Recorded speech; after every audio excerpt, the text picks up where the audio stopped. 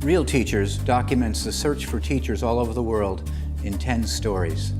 There was always wind, and it was both cool and warm. First, there was foreign noise. Then it went away, or ceased to matter along with all hint or threat of disturbance. Maybe animals, horses' hooves, maybe wind shushing the aspen trees, water trickling, the unlimited sky a source of opening, the earth for grounding, the 4 directions. There was time, and then it meant nothing. Slow or fast, like 2 different colors, but eventually there was no longer even a metaphor, and then a person could be what the revered teacher and warrior Crazy Horse called a real person. Now we're ready. Here are some stories about real teachers. In our school, we use the slogan, "Learn by discovery." Yet there are always board members, strategic planners, or parents who question this. It sounds too much like elementary school.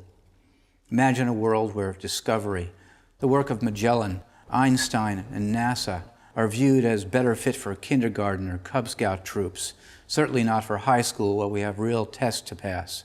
My point here is the path to discovery and ultimately joy is easily overwhelmed or derailed by huge educational bureaucracies, interest groups, and corporations marketing high-stakes, high-profit instructional and testing programs.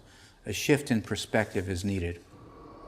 As teachers, our stories are not only our past, but our future. They're the meaning of our work. Here from the story, Single-Handed Sailing in an Age of Fear.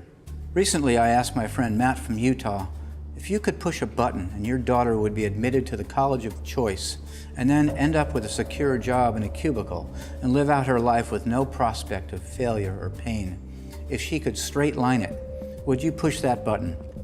Matt thought carefully for a minute, then nodded his resignation. Yes. I was stunned, truly. Matt, a button pusher. He skis some of the steepest chutes on the mountain. He even teaches avalanche protection. I'm not stunned anymore. Who among us would stand up and claim we are living in an age of courage? How many of our neighbors or school teachers would live free or die? Tying down the ship's wheel with a slip knot gave me time to raise and set the mainsail. Shuffling back to adjust the steering several times. Then, managing both sails while keeping the ship on the right heading and every few minutes adjusting the course along with the chart, I sailed out into Narragansett Bay. Beautiful night.